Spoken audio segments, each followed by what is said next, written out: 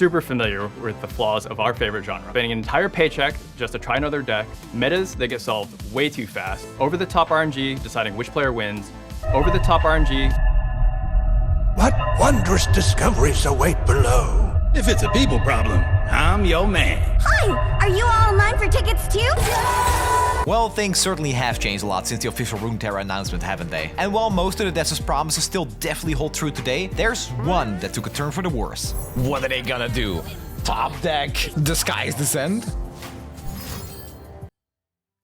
It's kind of funny really, because back in 2020 when Rising Tides released, players complained about the randomness of Make It Rain. We were in a timeline where the most complained about card was Make it rain! because the only RNG we knew back then was old Karina low-rolling your spells. Make It Rain hits 3 different random enemies. It can't even hit the same enemy twice. So it's not like Hearthstone where they have Arcane Missiles, a spell that just deals 1 damage 3 times. Which, while still super swingy, is one of the more innocent RNG cards in Hearthstone. Riot had to release an article when Build started to debut about RNG, explaining that one of the principles of LOR is skillful play matters. And skill, in this context, is a combination of 3 pillars: planning, interpretation, and adaptability. Number 1. Planning. This is the ability to come up with a plan beforehand in order to win a game. It can be anything from me play big dudes with Overwhelm, me smash, to against this deck, I need to play these cards in this order to win. Or for the jungle players in League of Legends among us, find the right timing to mute all pings before you get hit with the rope.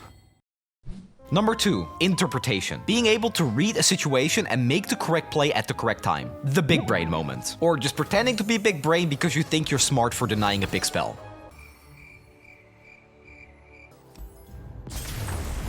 I see you, Ionia players. Don't think I'm gonna let you get away with it. And number 3, adaptability. This is adjusting to new situations because information is unknown. This can vary from I don't know what cards are in my opponent's deck to I only have a couple of pieces of my combo. How do I survive? And this is also where randomness comes into play. When you don't know what cards your opponent might have generated, you need to adapt and improvise. When a deck has high variance, you just need to look at how much mana they have left and what cards they can use to reduce your uncertainty. Generally, this is well done in Runeterra, because there are limited pools of cards a player can get cards from. Like Bomber Twins will always give you a cheap landmark, and Reggie will always give my opponent the perfect 6+ cost card to win the game. It's from Reggie, dude! It's from Reggie! Let me make one thing clear. Randomness is good in card games. It keeps games fresh and leads to curiosity and risk. Card games are inherently random because the card you draw from your deck every turn is random. You can't criticize it because you wouldn't criticize the blocks in Tetris either, right? Every block is random because if it wasn't, there'd be no point in playing the game. No risky or smart moves. There would only be the right move. It wouldn't be a strategy game, but a game of memorization. Still, it's important to make sure that the skill it takes to play with and around random cards doesn't take a backseat to luck. A lucky amateur can beat a pro, and that's where a lot of the frustration comes from. Kurwa, top deck. So it's important to do RNG right, and overall, Runeterra has been doing it right with limited card pools to generate new cards from, and random targeting being almost non-existent, with a few exceptions. Targon was added as a region the same year as Bilgewater, and they had this whole invoke thing where you could get a random celestial from a pool of 22 cards. And that was random, but also not really. You basically always knew what you'd roughly be playing against depending on which card did the invoking. Later in 2021, Bandle City was the final region to join the Runeterra roster. And yeah, they had a lot of RNG that frustrated many players. I got a whole video on it right here if you want to check that out. The main culprits here were Bandle City Mayor, Conchologist, and Lumping Telescope. They all received nerfs and unsurprisingly made Bandle City a weak region overall. Weird how that works when an entire region is carried by manifesting answers for every situation. Speaking of always somehow creating the perfect card, in 2022, Seraphine was added to the game. After getting teasers in the form of cards in the expansions leading up to her release, it was difficult to feel any sort of hype because of the controversies when she was added as a champion to League of Legends. Her moveset is almost identical to Soda. Her glittery look really didn't look like she belongs anywhere in the world of Runeterra. Her lore was a mess. And most of all, the complete, disgusting marketing disaster with the Twitter account. This Twitter page makes the Blade Dance play pattern look sane and interactive. But even after all that, I was willing to give her another shot as a card in Legends of Runeterra. And when that day came, things were looking good. She actually looks like a really fun card.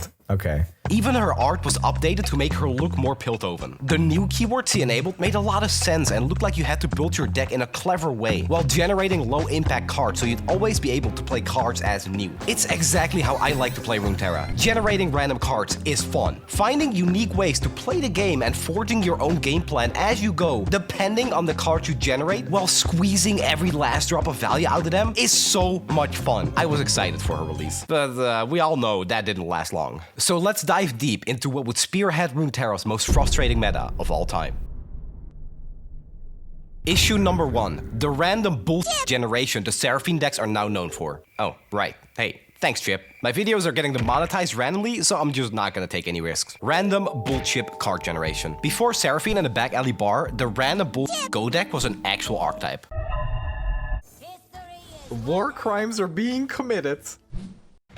The standalone unit, Back Alley Barkeep, has been competitively unplayable since Foundations, and probably for good reasons. A game that prides itself on having minimal RNG wouldn't want a real-life slot machine to be playable, right? Well, it wasn't. But with Fading Memories, Callista, and iterative improvement, it was still a fun meme deck to mess around with. The cards that produce the random bullshit also give specific region combinations access to effects they are not supposed to have by design. Like Piltover doesn't usually get access to healing. Pharaohs doesn't give you anything your regions aren't supposed to have outside of Hextech anomaly pools. But the Fan Club President's effect is necessary for the archetype to be playable, since the pool of cards just isn't big enough to support new cards forever. I might look pink and cute, but I'm gonna ruin all your fucking Legends of Runeterra games, that's what I'm saying. Eventually, you'd run out of cards to generate with Seraphine and Songspinner if they were limited to your own regions. To consistently have your cards as new, you need to build a deck with a lot of different cards, and that should ultimately make your deck less consistent, but that's not really the case anymore because of power level, overlap, and cards replacing themselves. You'll always have a new Mystic Shot, whether it's called that, High Note, or Violent Discord. The fact Pursuit of Perfection was playable should be an amazing thing, because who doesn't love a big cat? Big cat!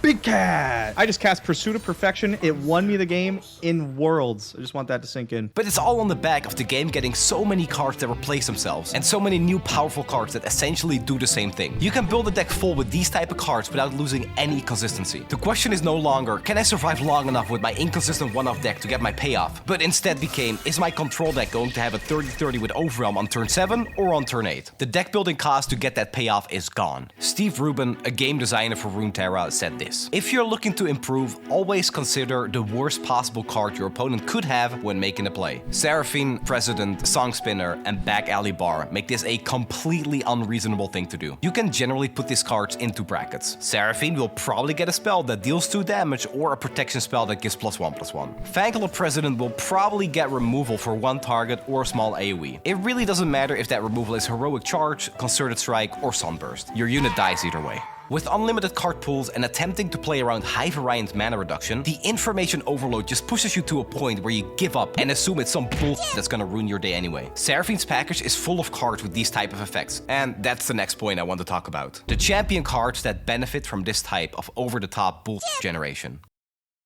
Issue number 2. Champion, power level, and value. It's impossible to kill Seraphine efficiently because of her high health total unless you're using Quietus. If you kill her, you're down a card because she already generated one for the user. But you have to kill her if you don't want to lose. And that's also where the play cast merge becomes even more frustrating, because even if you commit your removal, she can still react. Remove Seraphine or lose. Or in this case, remove Seraphine and lose. Ezreal is exactly the same, but worse. If spells are available, you die before you can react. So very often, a game against Seraphine Ezreal decks comes down to this. Try to kill Ezreal, death. Try to kill Seraphine, straight to the death realm. Don't interact at all and instead play your own game, believe it or not, death. We have win cons in the game like Viego and Aurelion Soul that might as well say you win now when they level. They also have to be on the board to level up with requirements that don't just fall out of thin air. One vengeance and you have to start over. They demand answers, and if you have one, their threat is neutralized. Ezreal stares death right into its eyes and just keeps blasting.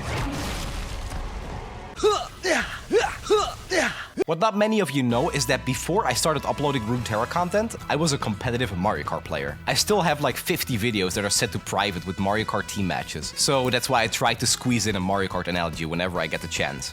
So here we go. With the way Ezreal starts killing you before you get a chance to respond, it feels like I'm the one waiting for the 3, 2, 1 countdown before I can start the race. While Ezreal starts his engine when the count hits 3. A head start for him, and he puts out a banana peel for you to munch on if you dare try to play the game. This little is a problem, but he's not the problem. Just a very big part of the problem that makes these decks so goddamn frustrating to play against. You can't expect me to have a good time when I'm being mentally drained from all the cards I have to play around, only to end up dead from 14 HP without getting a single action. Back and forth gameplay doesn't exist when Ezreal is around, but that's nothing a little card rotation can't fix. Because with the increased access to cheap spells, there's always that moment where Ezreal shows up because new cards make him overpowered. The devs know this and stop him from being too strong by increasing his level up requirement. This in turn makes it more and more difficult for non-combo decks to use him and reliably level him, while the change is almost meaningless for actual combo decks. Those decks don't care because they were already going to level Ezreal and use his level 2 effect with a buttload of targeting spells. And it sucks because before the play cast merge you could remove Ezreal before his effect went off, but now you're just sitting there while your nexus get burned down. Like that time where you logged out of Minecraft after building a house and when you logged back in it was burned to the ground with a faint echo in the distance. Skill. Problem? But instead of being filled with determination to go full Benoit Blanc to figure out who done it, you just uninstall the game. Alright, enough with the bad analogies. I'm just trying to say there is no nerf that can fix Ezreal's current design. A rework is necessary before we get more new cheap generated spells that will inevitably break him in the future. The other champion Seraphine likes to pair with is Victor, and that hurts my soul because I love Victor, but only as an augment champion and not as a spell discount champion. The fact Seraphine is in Piltover is also a big problem because back in the day, Ezreal decks needed Ionia with Karma to do their double spell shenanigans for the OTK. Seraphine being a cheap Karma in the region that wants a Karma is worrying. The deck building cost is gone because he can freely play in a deck with premium cards like Victor or Ezreal and just find a second region with a few powerful cards to support her gameplay. That's why during the Seraphine meta, we had 7 different Seraphine decks, all with above a 50% win rate. The only regions he didn't see play with were Demacia and Freljord, but I'm sure if you tried hard enough, that'd be viable as well. So you play against Seraphine Ezreal and you die at burst speed, and then you play versus Seraphine Victor and slowly get outgrinded, and it's like, yeah, at least I didn't die with no interaction, but it's like eating from a trash can and then finally having one piece of burnt toast. It's an improvement, but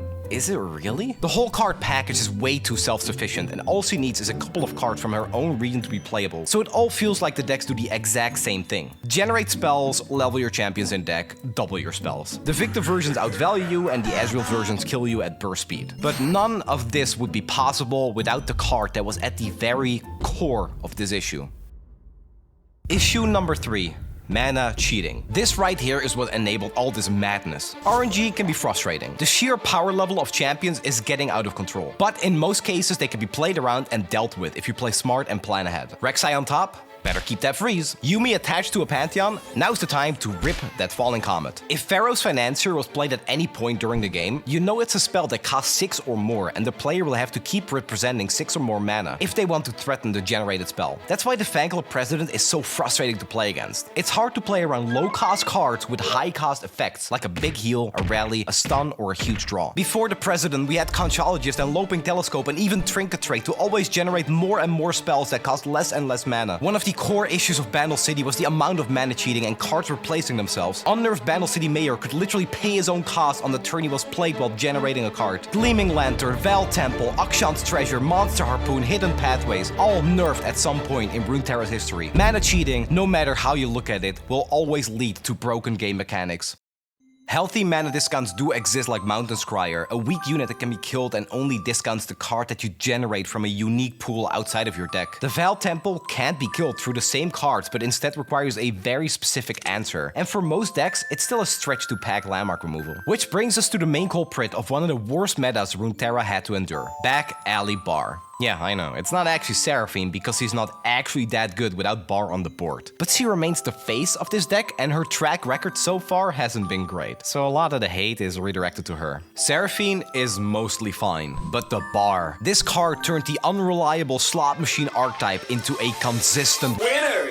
Comments were running rampant that Back Alley Bar was a 6 mana do nothing, and this is still one of the most absurd arguments I've seen to defend the card. Not only does it give you a 3/3 to block with, you can use Bar on your attacking turn to start the mana cheating on the opponent's attacking turn to completely halt their tempo. Funnily enough, while working on this video, I saw Brian Kibler upload a video on Hearthstone called Cards Should Cost Mana. So take comfort in that, fellow Runeterra gamers. We're not alone. Unlike Hearthstone though, we play a game with actual interaction. No, not not that kind of interaction, don't be insane. Card and player interaction. When you want to promote a back and forth between both parties, it's absolutely unacceptable to have any kind of major consistent mana cheating. The interactive gameplay falls completely apart when you have to play around random cards that will often cost 0 mana. Generating subpar standalone cards can still provide blowouts, because if a 2 mana card costs 0, you're getting a buffed version of that card. And, well, you can play like 5 of them in one turn, especially if a 0 cost card creates another 0 cost card, and if another 0 cost...